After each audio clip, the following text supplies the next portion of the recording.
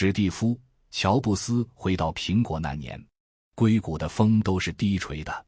1997年，苹果濒临破产，股价晃得像一只惊弓之鸟，仓库里堆满了彼此打架的产品线，印刷机、掌上设备、各类电脑、外设，像一个手忙脚乱的摊主，什么都想卖，什么都卖不好。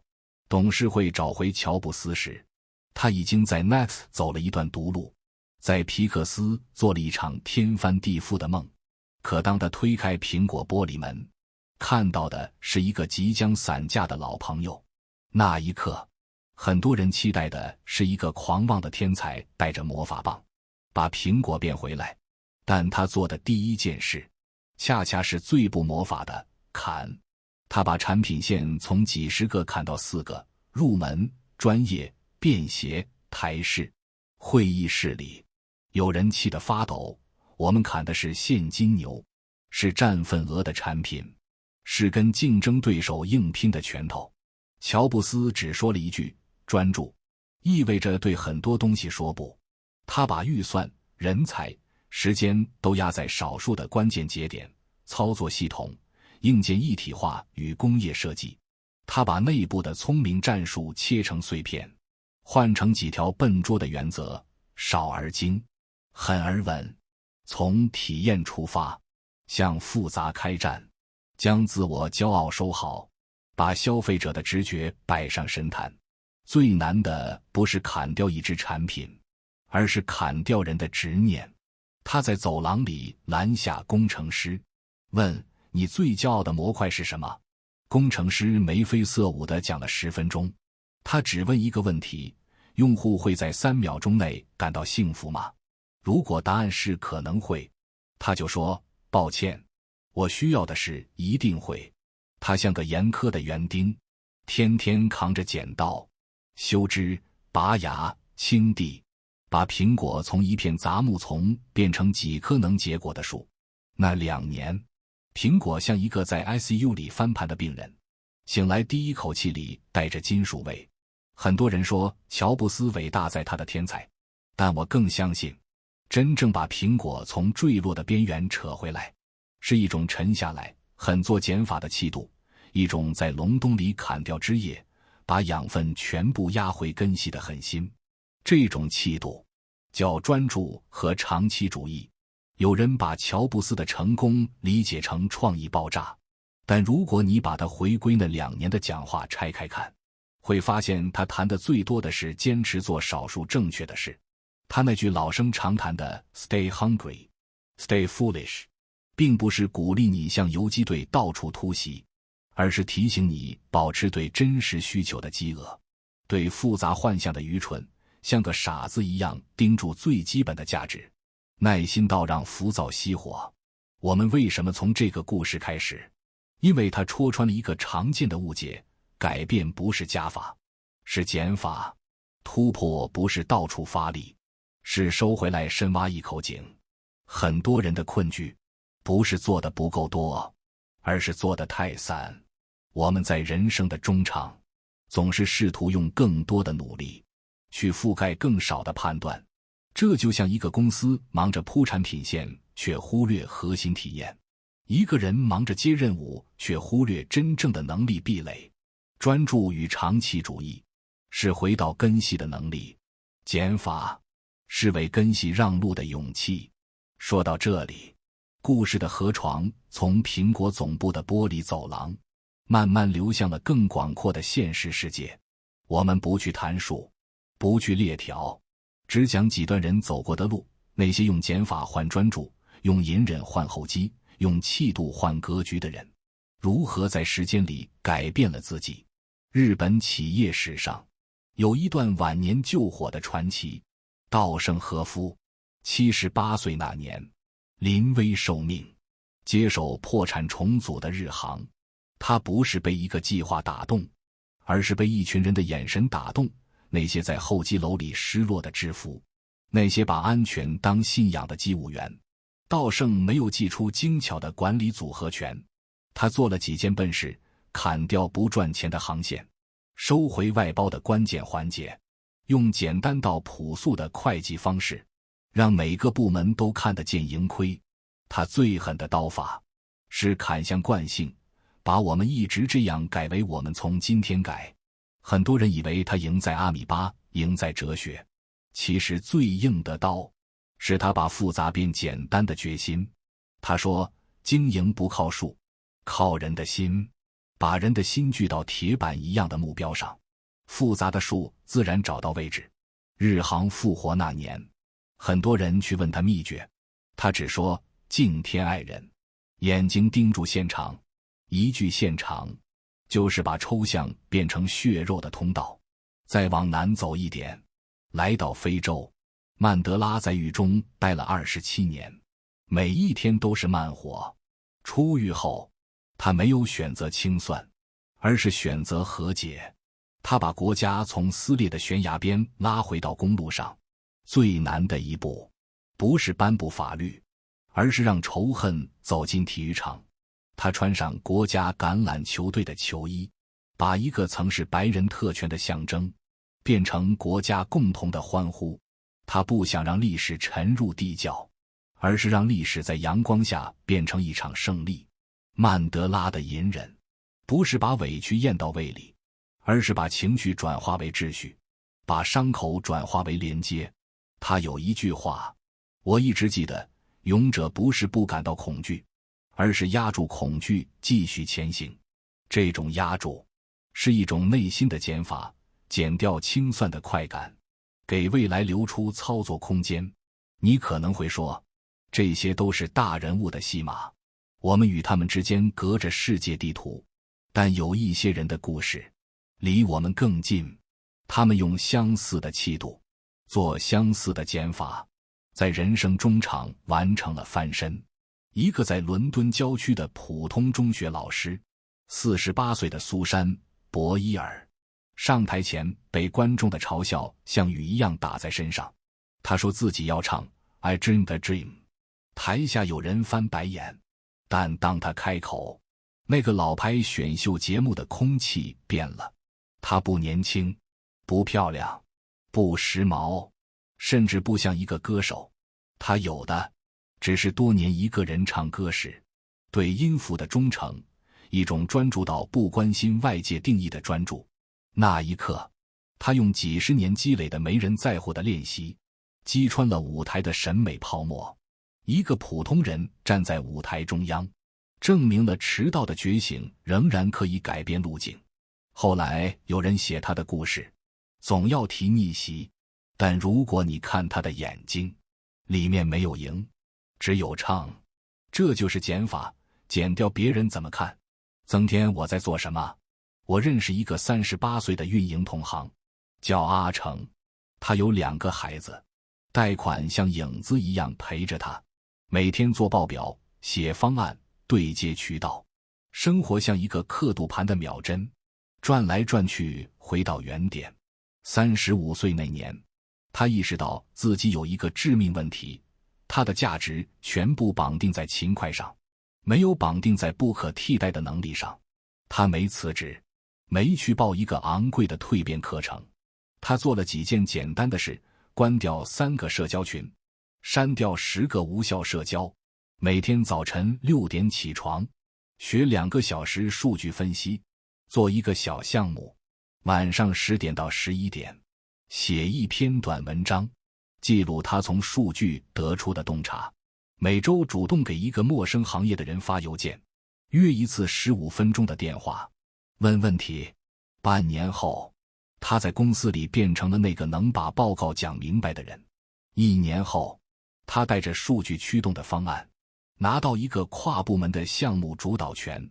3年后，他不是最忙的那一个，而是最能瞬间看出这件事值得做吗的那一个。他没离开岗位，但他的岗位离开了他。他把自己的标签从执行多换成判断准。当他讲这一段时，说了一个朴素的句子：改变不在于做了多少，看你删掉了多少。有人问，改变是不是一定要冒险？是不是一定要把家翻个底朝天才叫勇敢？我想起丘吉尔那句老话，成功不是终点，失败也不是末日。最重要的是继续前进的勇气。所谓勇气，不是一头扎进风暴，而是你在风小的时候，提前收拾好生命里的细碎。改变，不是人生大起底，而是生活小叠加，每天叠一点，叠到重力开始帮你。有人说，认知决定命运，听起来像一句学术金句，但如果你把它装进生活，会发现它变得温柔。认知是你抬头看的方向，是你转身的理由，是你不是为了别人而改变的底气。很多人30岁之后才真正看清社会的底层逻辑，人脉不是认识人，是价值交换；资源不是等来，是主动布局。选择比努力重要，方向错了再拼也白费。我们知道，但我们很难做，不是因为我们笨，而是因为我们被困住了。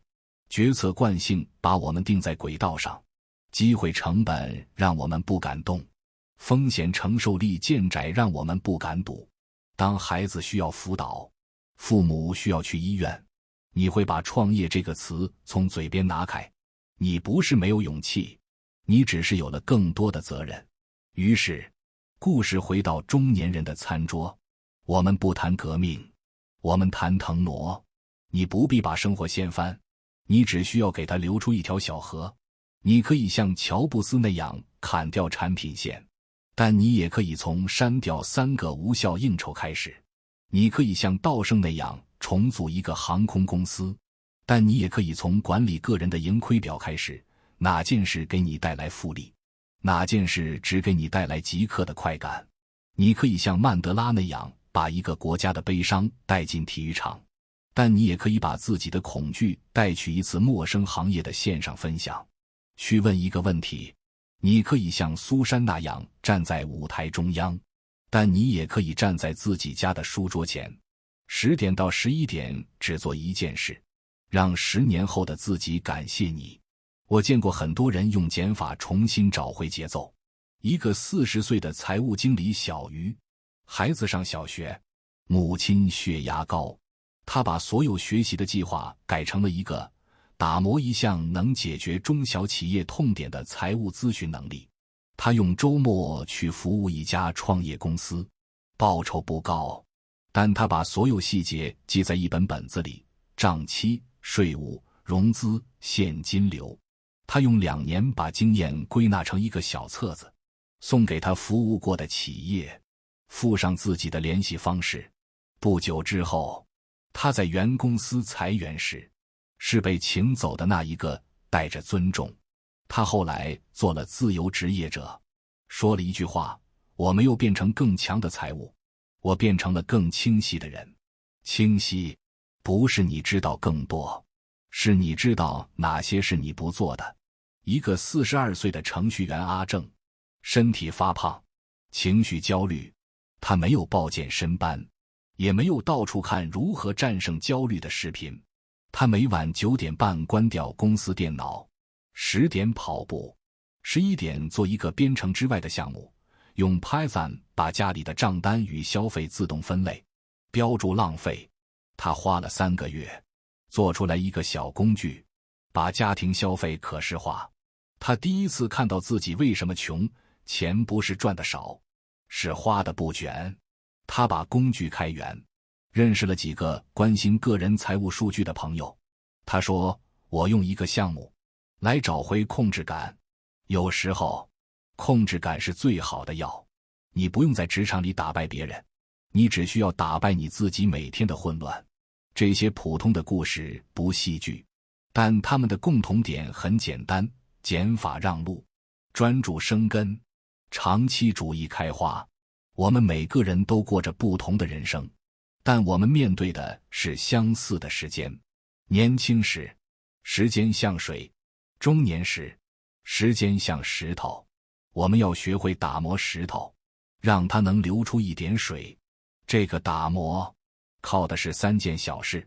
第一件，把注意力还给自己，关掉那些让你看起来忙，实际上不增长的瞬间满足，无休止的群聊，和熟悉的人聊重复的话题，刷着对自己没有启发的短视频，把注意力投向少数能产生复利的事，一项技能，一段写作，一组数据，一场跨界的交流。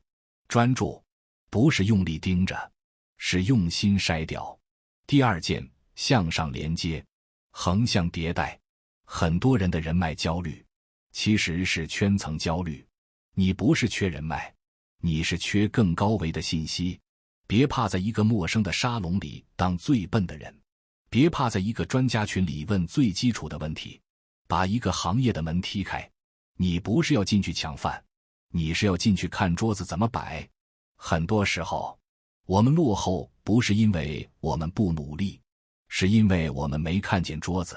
看到桌子，你就知道该做哪一脚。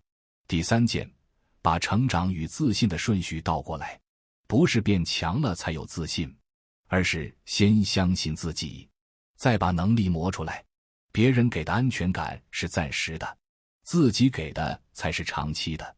你可以用一件小事修复自信的碎裂，比如每天写300字，比如每天记账3分钟，比如每周见一个陌生人。自信不是光芒，它是温度。温度不需要被别人看见，它只需要让你自己不再冷。再说一句关于消费主义的真话，我们不是不需要消费，我们是需要重新定义有用的消费。买一个课程不是在消费，你在购买一个与自己沟通的通道。买一双跑鞋不是在消费，你在购买一个把心跳连回日常的桥。买一本书不是在消费，你在购买一个让你认识世界的新窗口。消费如果能让你长出能力，叫投资；如果只能把你的焦虑遮住10分钟，叫浪费。我们不是反对消费，我们反对拿消费当止痛药。真正的止痛药是你在生活里做的那些小改变。如果你此刻35岁、40岁、45岁，肩膀上有房贷，手里有孩子的作业本，脑子里有父母复诊单，不要因为觉醒来的晚而自责。觉醒没有早晚，它只有方向。你去往的地方，如果是你想去的，路上的每一步都值得。你可以在现在开始做减法，减掉对他人评价的执念，减掉对一夜翻身的幻想，减掉对自己不行的自我叙事。你可以在现在开始做加法，加一项能产生复利的能力，加一个能打开信息差的圈层，加一段对自己的善待。有人说，人生最大的遗憾，从不是我不行，而是我本可以。这句话像一枚钉子，钉在很多人的心里。你看着它，心会疼，但你可以做一件简单的事，把它拔下来，换成另一枚钉子。我现在可以。它不会让你立刻跑出马拉松，但它会让你迈出门。很多人说中年是下坡路，我不信。中年是另一条路，它的风更稳，它的光更暖，它的脚步更实。你不是在冲刺，你在走一段长路。长路需要耐心，需要慧智，需要深水里的冷静。你这是第2次成长，是成年人对世界的第2次拥抱。我们最后回到那句朴素的老话，生活不能等待别人来安排，要自己去争取和奋斗。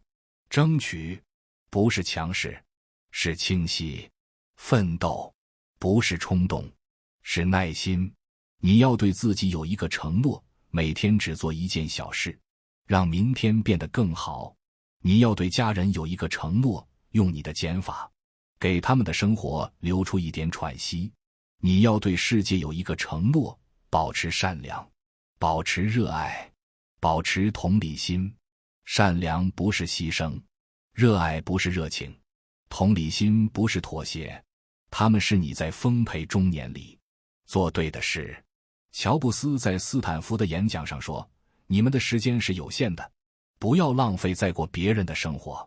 这句话被引用太多，仿佛已经失去锋芒，但你把它放在你今天的台历上，你就会看到它的锋芒还在。